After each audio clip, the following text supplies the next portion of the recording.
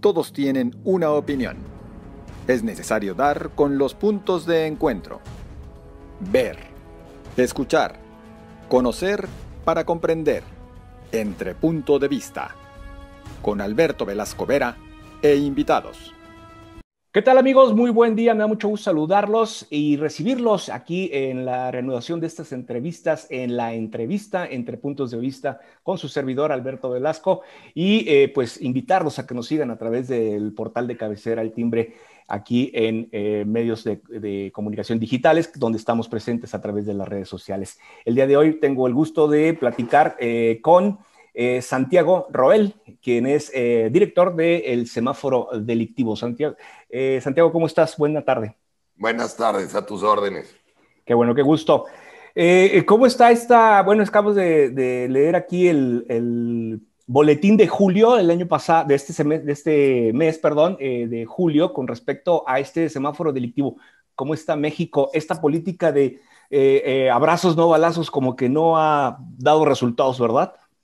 Bueno, mira, vamos por partes. Primero es un estudio de 6 meses, ¿no? De estos 6 meses de este año, de enero a junio, que comparamos contra junio, el mismo periodo del año anterior. Pero lo interesante también aquí en este estudio es que comparamos a un estado contra otro, o a todos los estados, a través de las tasas por cada 100,000 habitantes en los diferentes delitos. Nosotros monitoreamos básicamente 3 tipos de delitos: los de crimen organizado, homicidio, extorsión, secuestro, narcomenudeo y robo de vehículo. Hay más, pero esos son los que monitoreamos nosotros. De robos, monitoreamos robo de vehículo, robo a casa, robo a negocio. Y de los sociofamiliares, violación, violencia familiar, lesiones dolosas y feminicidio. Esos son lo que monitoreamos. Y hacemos un comparativo. ¿Qué encontramos en estos 6 meses, ¿no? De lo que va de este año del 21? Pues que nos suben dos diferentes tipos de delitos. Por una parte tenemos muy altos los sociofamiliares, se han incrementado la violación, la violencia familiar dentro de la casa, me refiero a la violación sobre todo, pero ha incrementado esto, ha incrementado las lesiones dolosas y han incrementado los feminicidios.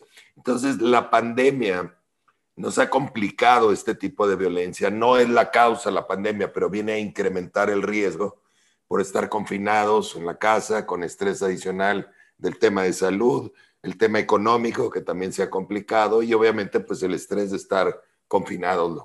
Por el otro lado, los robos han bajado, robo a vehículo, robo a negocio, robo a casa han bajado, pero se han mantenido altos o han subido algunos de los delitos de crimen organizado. Ha subido las extorsiones, han subido el narcomenudeo y se ha mantenido muy alto el robo el homicidio.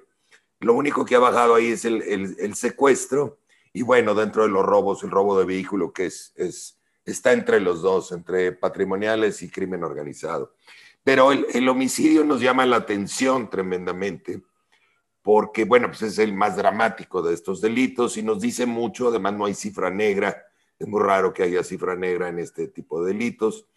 Y hay que recordar que en estos últimos años, es decir, en esta administración de López Obrador, traemos la tasa más alta que hemos tenido de homicidios, que es de 28 homicidios por cada 100,000 habitantes en el año.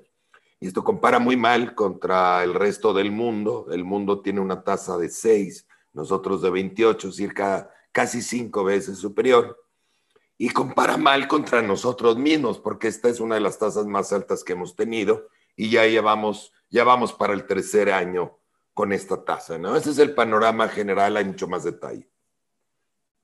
Santiago, nos comenta en esta información que nos proporcionaron previamente que se encuentran 15 estados del país en rojo. Estos 15 estados en delitos de alto impacto, que explícanos a qué se refiere con delitos de alto impacto. Ya comentabas algo, pero quisiera que... Sí, son estos que te digo, tienen que ver con crimen organizado, narcomenudeo, robo de vehículo, homicidio, secuestro y extorsión. ¿Cuáles son los estados que destacan, perdón?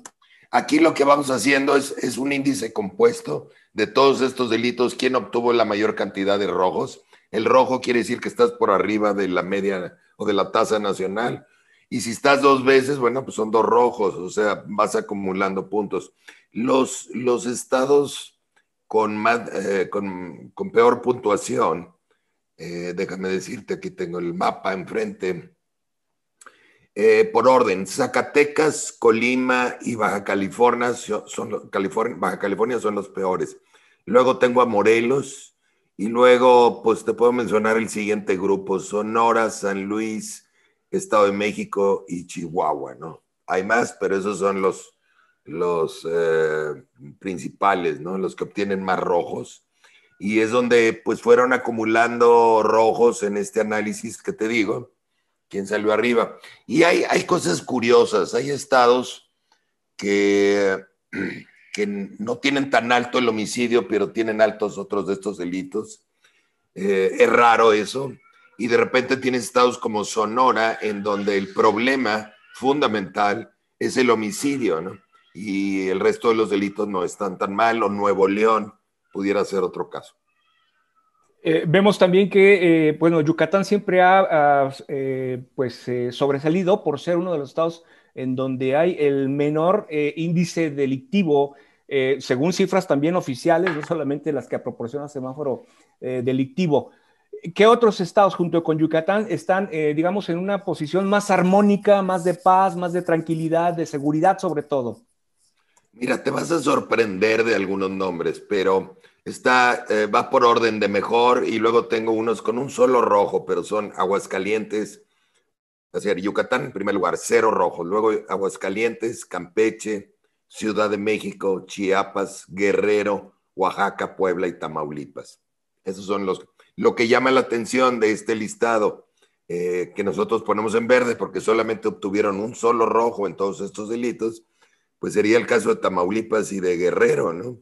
A mí me llamaron la atención, pero bueno, pues habla bien de que las autoridades de estos estados han ido logrando bajar algunos de los delitos y ya por lo menos, no quiere decir que no tengan problemas, pero que comparan bien contra el resto del país, ¿no? Eso es lo que quiere decir. Obviamente Tamaulipas tiene zonas muy calientes, muy difíciles, pero en el total del estado no sale tan mal evaluado en comparación contra el resto del país.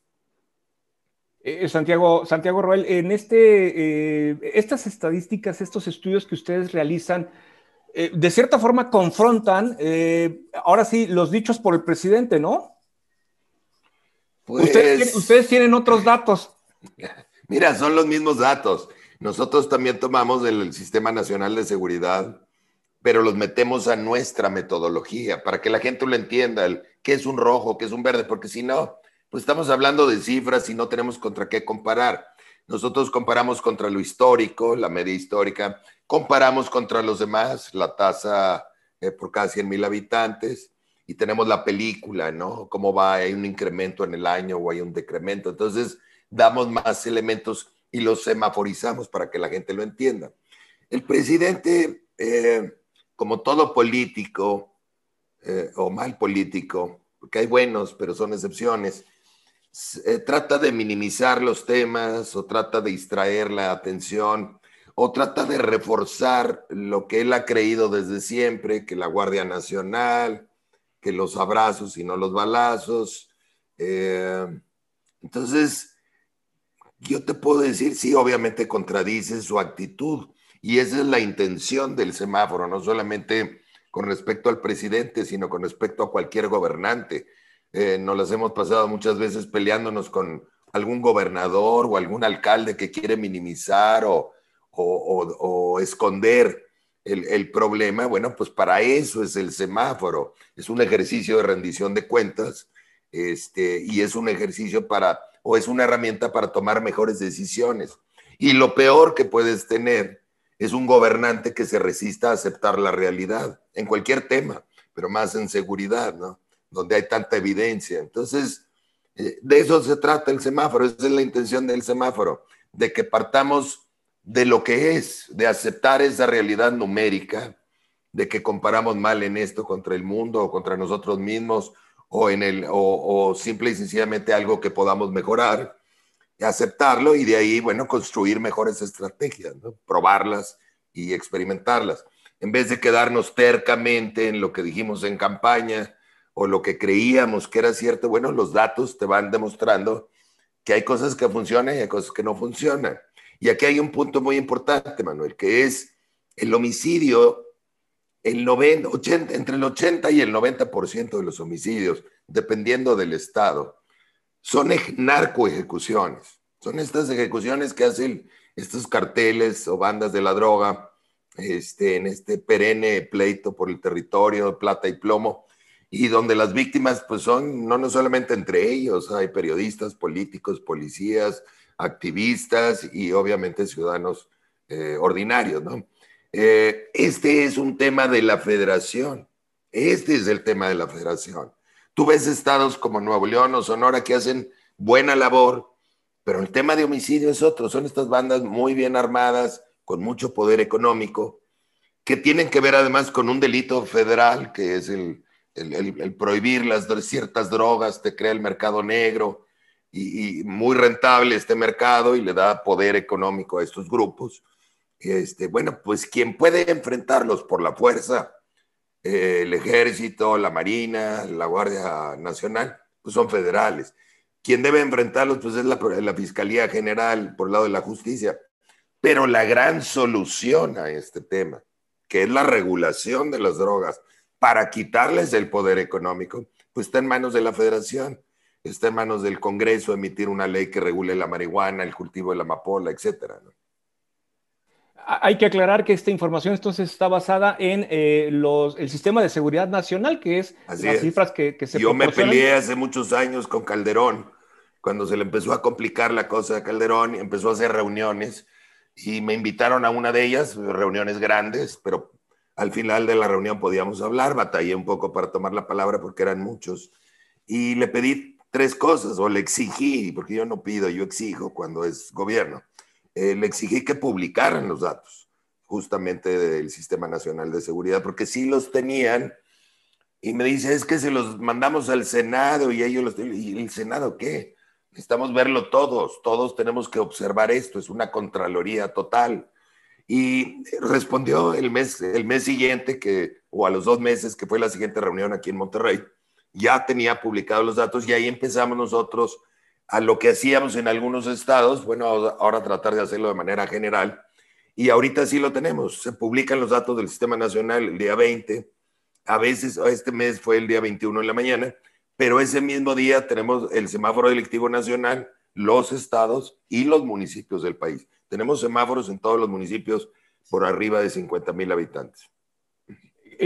Santiago Roel, ¿qué es necesario hacer para lograr esa paz que todos deseamos en México, que estos niveles de inseguridad logren mermar, logren bajar, podamos tener una tranquilidad, una certidumbre, sobre todo para los ciudadanos que andamos en la calle, en las carreteras, en todo el país circulando? Mira, 2 cosas fundamentales. La primera y la más fácil te va a sorprender, pero es regular las drogas. Si no regulamos, es lo más fácil. Si hoy regulas, mañana va a tener un efecto positivo en el país porque va a tener menos dinero estas mafias. Mucha gente que a esto se dedica por negocio, pues ya no va a tener ese negocio, ¿no? Entonces, siempre será mejor pelearte contra un enemigo pobre que contra un enemigo rico. Le vamos a dar oportunidad a las policías municipales, estatales y federales a tener éxito en contra de estas bandas si les quitamos el dinero. Pero no solamente le estamos quitando el dinero con la regulación, le estaríamos quitando el incentivo a la violencia, porque tú tomas un mercado negro prohibido que hay que defender con violencia y lo conviertes en un negocio o en un mercado legal en donde el pleito pues ya es de otro tipo, es una competencia por dar buen servicio, por respetar las leyes y demás. Y aquí deberíamos, como te digo, de perdido haber regulado o regular la marihuana, que es la más fácil de todas. Hay muchos ejemplos en el mundo. Y de lo que hay también muchos ejemplos es de la regulación del cultivo de la amapola, que México es de los 3 países en el mundo que no la tiene regulada y es una tontera, ¿no? pero deberíamos regular cualquier droga que tenga mercado negro en México. Siempre será mejor tenerlo regulado en control por el Estado que dárselo como negocio a las mafias, ¿no? Aquí pues ya llevamos mucho tiempo de insistir en esto y no sucede nada. Esta administración lo había prometido, no ha hecho nada. Y esto ya me crea muchas sospechas a mí, porque siempre hay intereses muy fuertes de que no se regulen las drogas. Y esto se resuelve o se contesta de una manera muy sencilla. ¿Quién se beneficia con que sigan prohibidas las drogas? ¿Quién se beneficia con que haya un mercado negro de drogas que lo operen las mafias? Pues dos, los narcotraficantes y los narcopolíticos. No hay más. Entonces, hay intereses muy fuertes en México de que esto no se dé. Por eso es importante que la gente lo entienda y se presione por el lado correcto, porque hay mucho engaño en este tema. Esa es una de las cosas que debemos hacer de ya, y es la más fácil. Lo otro es lo que hemos hecho en algunos estados y municipios, que es juntarse una vez al mes en una reunión pública, gobierno, sociedad, cámaras empresariales, medios de comunicación, ver el semáforo delictivo, ver lo que está funcionando, ver lo que no está funcionando y tomar decisiones. Entonces es muy interesante esto, nosotros lo hemos aplicado en varios estados, funciona bien, no reuniones secretas ni privadas, eso no funciona, se pueden hacer, pero en este ejercicio de rendición de cuentas tiene que ser muy público y puede participar todo el mundo, ¿no? Habrá temas que no se puedan tocar ahí, bueno, pero el 80 o 90% se puede, son estrategias de prevención, son estrategias de contención, y entonces te abres a la información, aceptas la información, por una parte, y por otro lado también aceptas las soluciones que te brinda la sociedad. Tú no eres dueño de la verdad como autoridad. Podrás tener más experiencia en algunos temas, pero la sociedad está sufriendo, son tus clientes, son los que saben, son los que están sufriendo el problema y también te pueden aportar, ¿no? Entonces, estas dos cosas son lo que funcionaría. Lo demás, pues son recursos, asignación de recursos, el no descartar cuando hay una administración que hizo algo bien y entra otra, pues no descartar lo bueno que se hizo, ¿no? Es muy común esto. Fortalecer a las policías estatales y municipales más que a lo federal, sobre todo si regulas las drogas, pues no requieres tanto problema. No militarizar, esta no es la solución. Y capacitar policías y equiparlos correctamente, ¿no? El acercamiento con las autoridades municipales ha sido bueno, los han recibido sin ningún problema, ¿sí han tenido En respuesta algunos estados ha sido magnífico. Cuando hay un gobernador o una sociedad fuerte que empuja esto, funciona muy bien. Sonora estuvimos 13 años, primero con el PRI, luego con el PAN, se lograron cosas importantísimas, pero luego se dejó de hacer. Entonces, pero ahí teníamos una reunión estatal donde participaban todos los principales municipios. En Sonora hay muchos, son 72 municipios, pero 11 y luego 15 de estos municipios participaban en la reunión y se analizan dos temas, lo muy policíaco, robos, secuestros, si tú quieres, etcétera, lo muy policíaco, pero también en otra reunión se analiza lo sociofamiliar y ahí intervienen instancias que no es la policía, interviene el DIF, el Instituto de la Mujer, desarrollo social, desarrollo económico, etcétera. Es decir, esto es más cómo previenes, pues lo previenes con mucha información preventiva, pero también con muchas acciones preventivas que las diferentes dependencias de un municipio o de un estado pueden realizar. Santiago, háblanos finalmente sobre el semáforo de la conciencia. ¿En qué consiste esta parte? Me llamó la atención mucho este apartado. Mira, es el más interesante, ese no se mueve mucho, pero es un mapa para navegar en el mundo, ¿no? Cuando te mencioné el caso de Sonora, habíamos trabajado con el gobierno priista, entran los panistas y dicen, oye, fíjate, con mucha madurez, porque había una campaña muy reñida, pero los panistas dicen, esto funcionaba bien, hay que continuarlo, y me llaman como consultor otra vez, y nos ponemos a trabajar en esto, pero me doy cuenta que los resultados, aunque hacíamos más de lo mismo, no estaba funcionando tan bien, funcionaba, pero no tan bien. Entonces me cuestiono, digo, bueno, ¿qué nos está fallando, ¿no? Tenemos las mismas reglas, tenemos la misma información, pero algo había cambiado y lo que había cambiado era la intención del programa. Habían entrado ellos con mucho ánimo de una campaña política, que es una guerra, ¿no? Y esto es sobre la paz, tiene otra intención o debe tener otra intención. Y me encuentro un autor, ya que entiendo esto, empiezo a trabajar con ellos en esto y empiezan a darse los buenos resultados. Y mi conclusión fue esa. Es muy importante la intención con la que tú haces algo.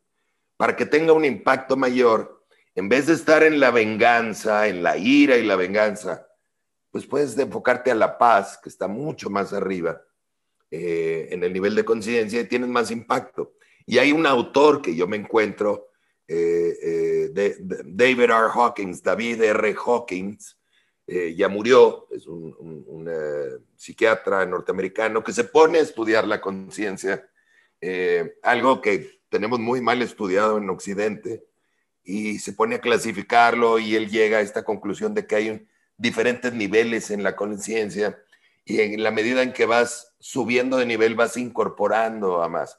Y es cierto, en un programa enfocado no a la venganza, sino a la paz, casi todo el mundo va a estar de acuerdo con la paz. Aún los que no contribuyen a la paz van a estar de acuerdo con la paz. Entonces es muy interesante. Y se nos ocurrió hacer el semáforo de la conciencia, pues para dar a conocer esta herramienta que diseñó David R. Hawkins en México. Creo que es muy importante. Te sirve en lo personal, te sirve en lo familiar, te sirve en tu empresa o en tu trabajo y te sirve socialmente. Ese es el semáforo de la conciencia. ¿A quién se aplica o cómo se obtienen estos datos? Velo, ahí viene un mapa, viene clasificado perfectamente bien los diferentes. El solo hecho de ver el cuadro del mapa de la conciencia con los diferentes niveles de conciencia te va a cambiar la vida. Vas a entender muchas cosas. Es para ubicarnos nosotros en dónde estamos, entonces. Para tomar decisiones. Por ejemplo, yo te agredo ahorita. Yo te suelto un correo electrónico o un WhatsApp agresivo. ¿Cómo respondes a eso? Sí. Puedes responder desde la ira también, al mismo nivel, y te regreso o me regresas con el mismo coraje y nos empezamos a pelear ahí, ¿no? Okay. O me puedes contestar desde un nivel superior, en donde dices, oye, pues fíjate que a lo mejor tienes razón en algo de lo que me dices, no concuerdo en todo, pero a lo mejor tienes razón en eso. Y entonces eso va a cambiar la conversación. ¿Qué voy a hacer yo si tú me contestas así? Si yo te agredí y tú me contestas así, híjole, me vas a sacudir. Te va a desarmar. No voy a tener armas para seguir agresivo yo. Ya. ¿Sí? Por más enojado que esté. Es muy interesante. Está muy interesante. Entonces, Habrá que verlo. Es un mapa para navegar en el mundo. Ya. Así lo plantea Hawkins y funciona. Estaremos pendientes de ello. ¿Dónde podemos consultar toda esta información que estamos platicando sobre el semáforo delictivo? ¿Dónde lo podemos consultar? Tenemos una página, semáforo.mx. Ahí están los semáforos delictivos. Tenemos otros semáforos como el que mencionas. Y cada mes actualizamos. Entonces, del estado o municipio que seas, te puedes meter y ver los datos. Si no encuentras toda la información, de ahí te puedes ir a una herramienta que tenemos en línea y consultar ya esto, si tu interés es lo delictivo. Pero te digo, nuestra onda es semaforizar cosas para que la gente lo entienda de una manera más fácil, ¿no? Así es, sí, demasiado digerible la información. Y bueno, los pueden encontrar también en Facebook, en Semáforo Delictivo, en Twitter, en @Semáforo Delito, en YouTube también tienen su canal de Semáforo Delictivo. Y bueno, búsquelos porque ahí están. Santiago Roel, muchísimas gracias por esta oportunidad de platicar contigo. Gracias a ti, un honor y encantado cuando gustes. Y podemos hablar más del semáforo delictivo aquí, perdóname, del semáforo de la conciencia, u otro muy interesante que tenemos, que es el semáforo social. Muy interesante porque hay indicadores sociales, económicos, para entender qué está pasando en México. Es muy interesante, muy revelador. Excelente, dejaremos abierto. Ya quedó. Ya está. Y yo le agradezco a usted que nos acompañó en esta entrevista. Aquí lo espero yo la próxima semana con más de la entrevista entre puntos de vista. Que tengan una excelente semana. Hasta entonces.